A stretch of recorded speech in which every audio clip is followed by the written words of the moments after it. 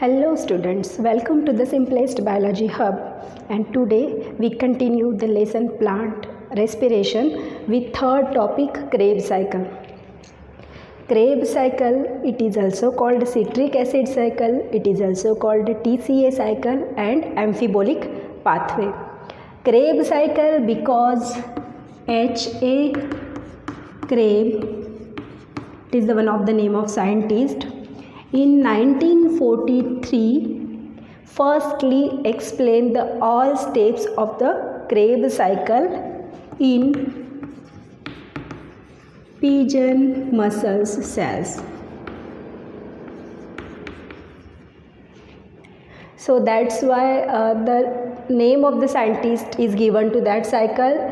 Then citric acid, because the first stable compound is citric acid in the cycle, so it also called citric acid cycle. TCA cycle, the all intermediate compounds prepared in that reaction mostly contain the 3-carboxylic acid group or 3-COOH group. That's why it is called tricarboxylic acid cycle or TCA cycle. It is also called amphibolic pathway because it is the common pathway for carbohydrate, protein and fats. That's why it also called amphibolic pathway.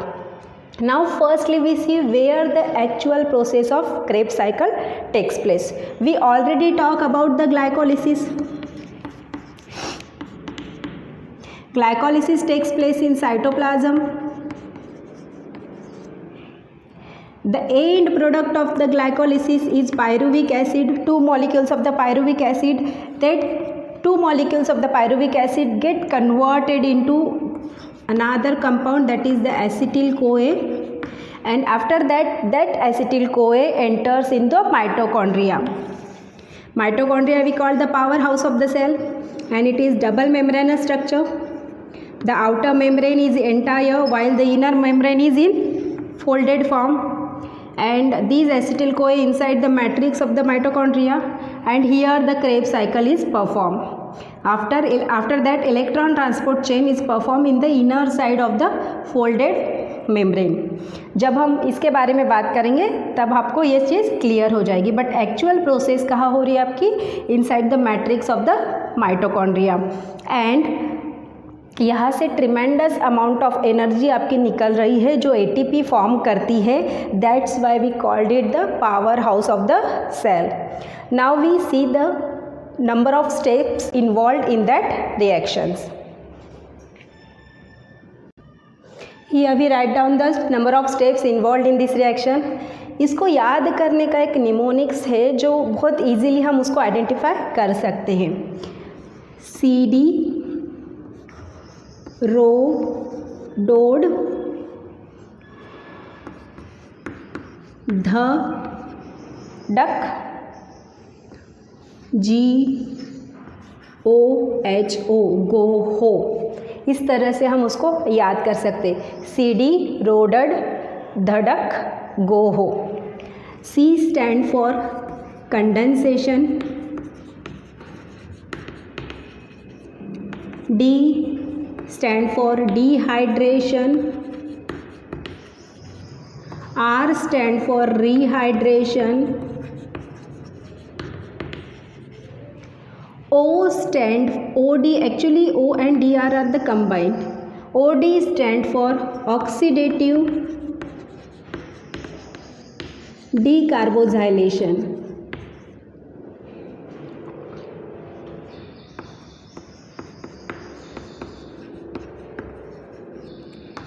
Then another D stand for decarboxylation.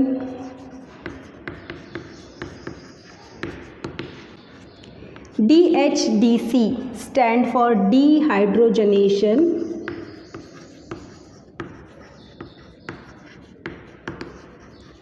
And decarboxylation. The both process takes place at the similar type. G stand for GTP formation. O stand for oxidation. H stand for hydration. and again O stand for oxidation. अगर हम number of steps की बात करेंगे तो total 10 number of steps है जैसे हमारी glycolysis में थी।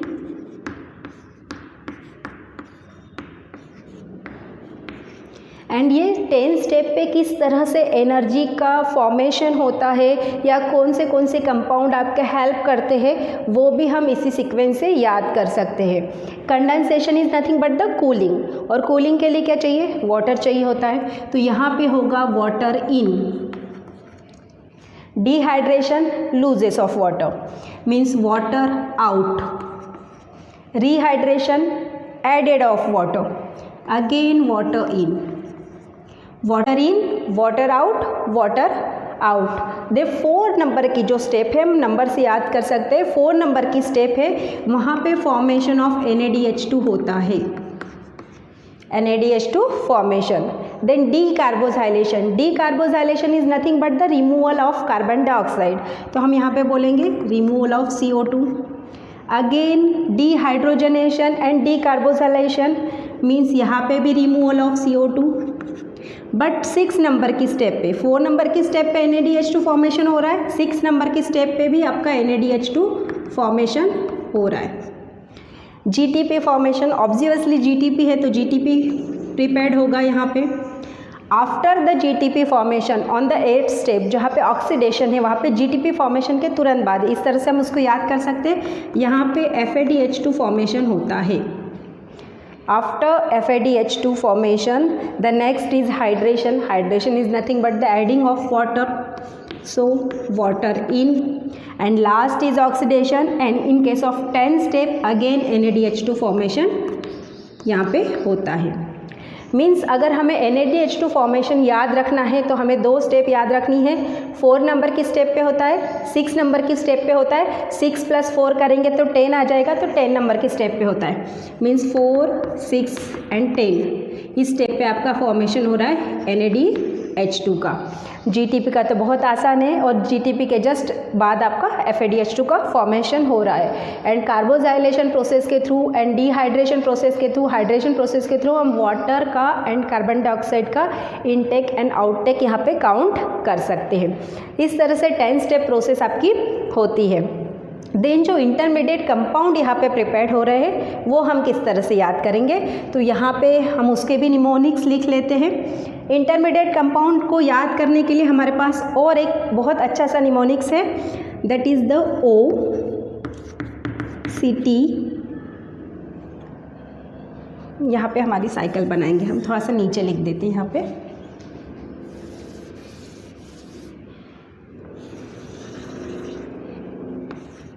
OCT O-citric acid is only kind of silent, slow fruit mango acid.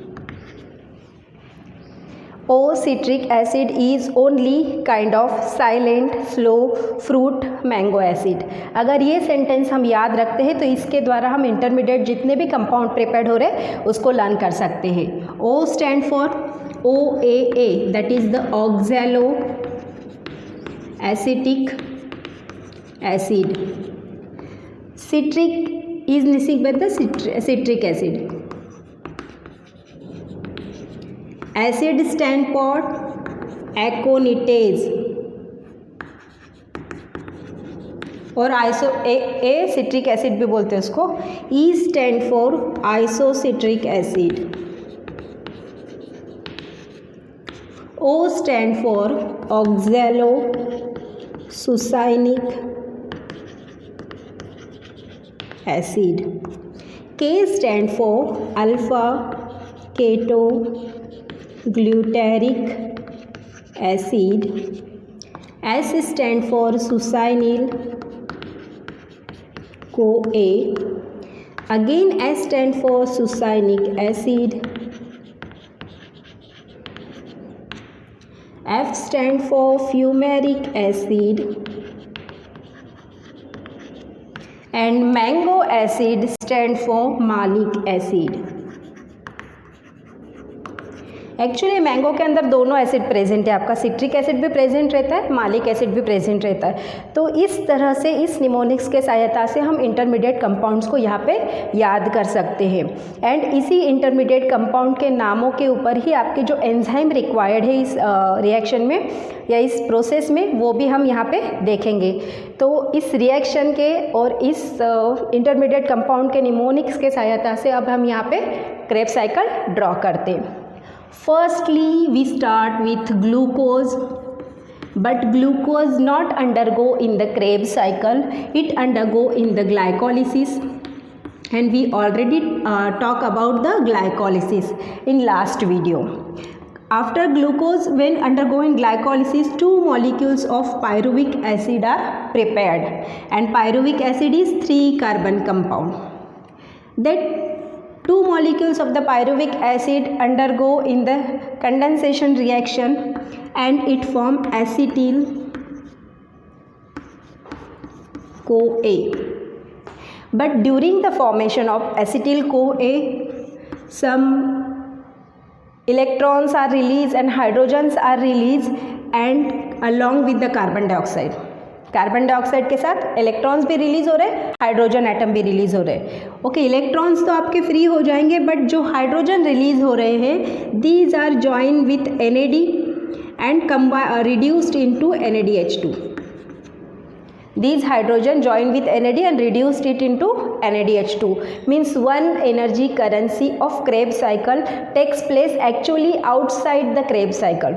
ये काउंट करते हैं हम, बट ये आपके माइटोकॉन्ड्रिया में फॉर्म नहीं हो रहा है, ये हमारा फॉर्मेशन हो रहा है साइटोप्लाज्म के अंदर। देन एसिटिल कोए में का कोए is nothing but the catalyst की तरह वर्क करता है। जैसे ही एसिटिल कोए का फॉर्मेशन हो गया, acetyl enters in the mitochondria.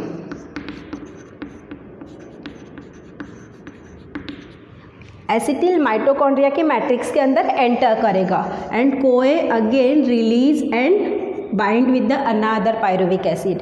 ये रिलीज होके फिर से आपका दूसरे पायरुविक एसिड के साथ बाइंड होगा। ओके, एसिटिल कोए when enters into the mitochondria firstly it, अब हमारा जो सीक्वेंस है उसके अनुसार हम चलेंगे। Firstly combine with OAA, that is the ऑक्जेलो acetic acid, and ऑक्जेलो acetic acid is the 4-carbon compound. It is already present in the matrix of the mitochondria, matrix में already present है। इसके साथ कंबाइन हो जाएगा ये 4C कार्बन, एसिटिल को A, 1 carbon release हो गया, तो कितना बचा यहाँ पे 2 कार्बन। 3 कार्बन का पायरुविक एसिड था, 1 कार्बन रिलीज हो गया, 2 कार्बन बचा। 4 carbon plus 2 carbon, it form the 6-carbon compound and the 6-carbon compound is citric acid. Okay, citric acid form हो गया 6-carbon कंपाउंड। फर्स्ट प्रोसेस क्या है? Condensation, means water intake. यहाँ पे कंडेंसेशन हो जाएगा, यहाँ पे मैं सिर्फ प्रोसेस का इनिशियल लिखती हूँ, कंडेंसेशन। एंड यहाँ पे एंजाइम वर्क कर रहा है, सिट्रिक एसिड फॉर्म हो रहा है, तो यहाँ पे citrate synthetase, these enzyme work. Okay, the first reaction is complete. Then citric acid is converted into or undergoing the dehydration process. Dehydration, removal of H2O. Second process. And it form the next is aconitase. Aconitase is also 6-carbon compound. Then aconitase, the third process is rehydration, means adding of H2O, and the next compound is formed isocitric acid, which is also 6-carbon compound. But whenever aconitase converted into isocitric acid, one enzyme is required here, and aconitase के नाम से ही वो enzyme है, that is the एकोनिटेज, enzyme का नाम ही वही है आपका एकोनिटेज या एकोनिटेज वर्क कर रहा है। और इस एकोनिटेज को हम यहाँ पे एकोसिट्रिक एसिड भी बोलते हैं ना, ओके, एकोसिट्रिक एसिड या एकोनिटिक एसिड। एकोनिटेज आपका आइसोसिट्रिक एसिड में कन्वर्ट हो गया, 6 कार्बन कंपाउंड है। देन नेक्स्ट हमारा कन्वर्ट हो रहा है ऑक्सैलोसुसैनिक एसिड। ओके, हम इसको कर लेते हैं ऑक्सैलोसुसैनिक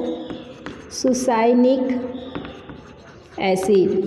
प्रोसेस क्या है, रीहाइड्रेशन हो गया हमारा, ऑक्सीडेटिव डीकार्बोजाइलेशन। ऑक्सीडेटिव डीकार्बोजाइलेशन में एनर्जी बन रही है NADH2 के फॉर्म में, 4th इसमें हमने बोला था। तो यहाँ पे NAD reduced into NADH2, NAD reduced into NADH2। Enzyme कौन सा लग रहा है, आइसोसिट्रिक एसिड से रिलेटेड ही है, आइसोसिट्रेट डिहाइड्रोजनेज।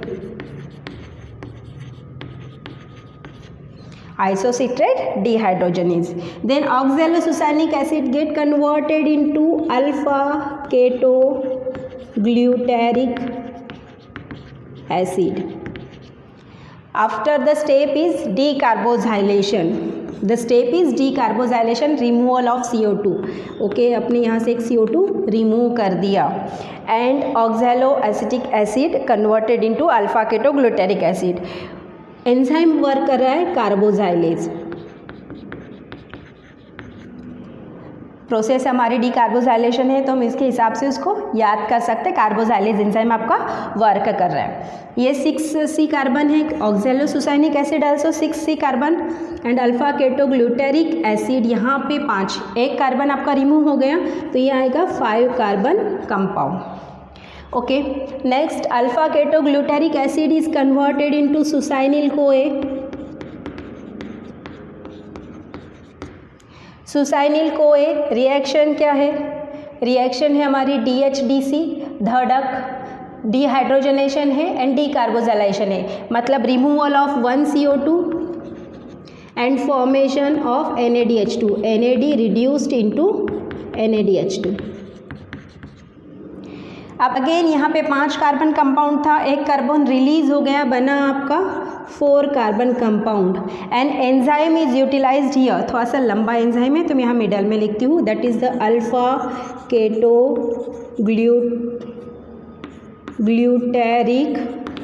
डिहाइड्रोजनेज।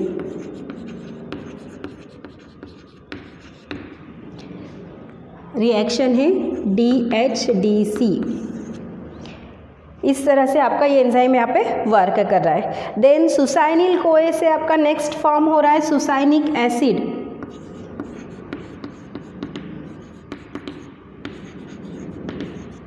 रिएक्शन है GTP फॉर्मेशन, तो चलो हम यहाँ पे GTP बना देते हैं। GTP, when GDP combine with 1 inorganic phosphate it form GTP। Enzyme यहाँ पे वर्क कर रहा है, सुसाइनिक एसिड से रिलेटेड ही है, succinyl thiokinase. Succinyl thiokinase. Then succinic acid get converted into, succinic acid get converted into next है हमारा फ्यूमेरिक एसिड।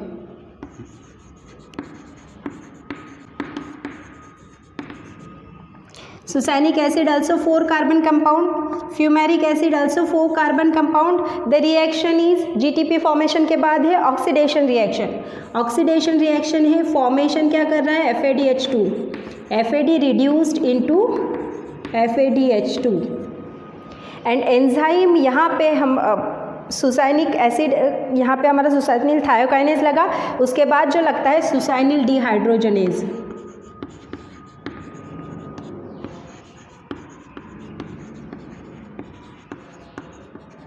थोड़ा सा हौच पौच हो रहा है बट कोई बात नहीं, आपको समझ में आ ही गया होगा। Fumaric acid, then next step है हमारी malic acid, it is the last step. Malic acid, not last step, 9th one. Process हो रही hydration. Hydration means adding of H2O, water को हमने ऐड कर दिया।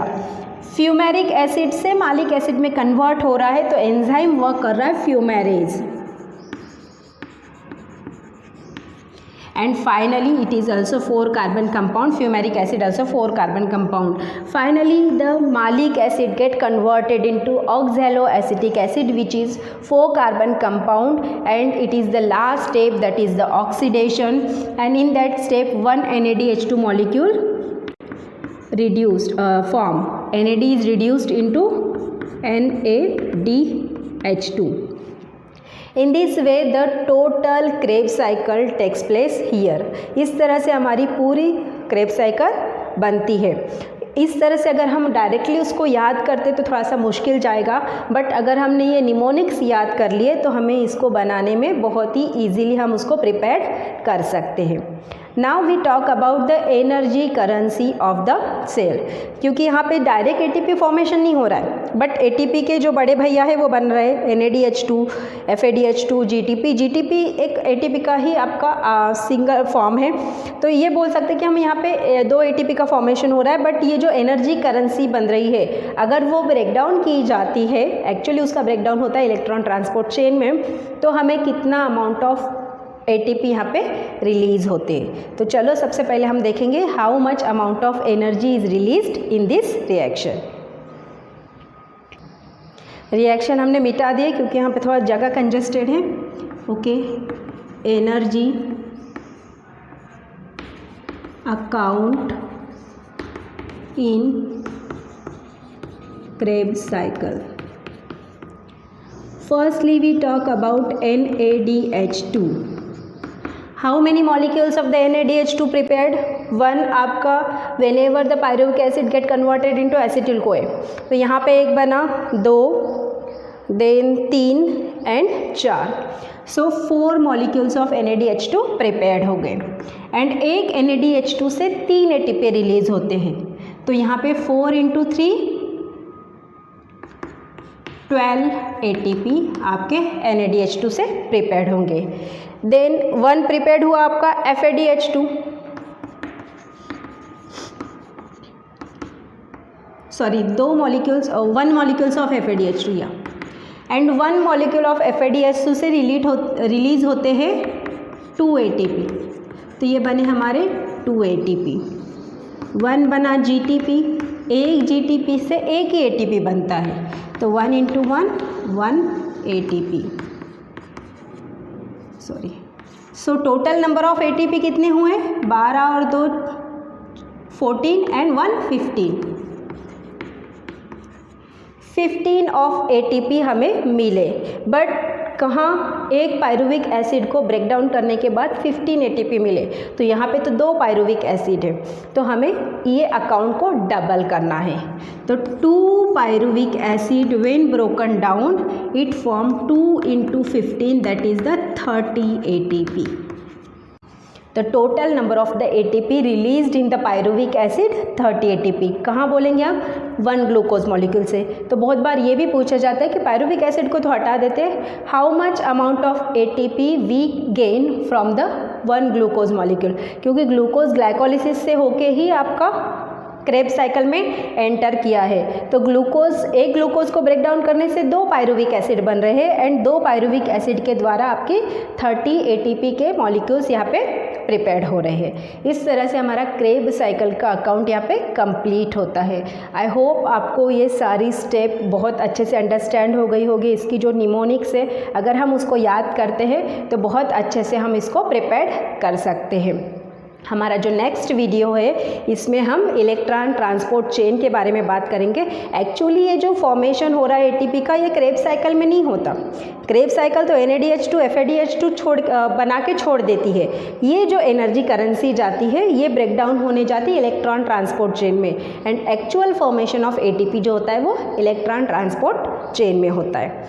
अगर आपको ये वीडियो अच्छा लगा है तो ज़रूर इसको फॉलो कर सकते हैं। Thank you.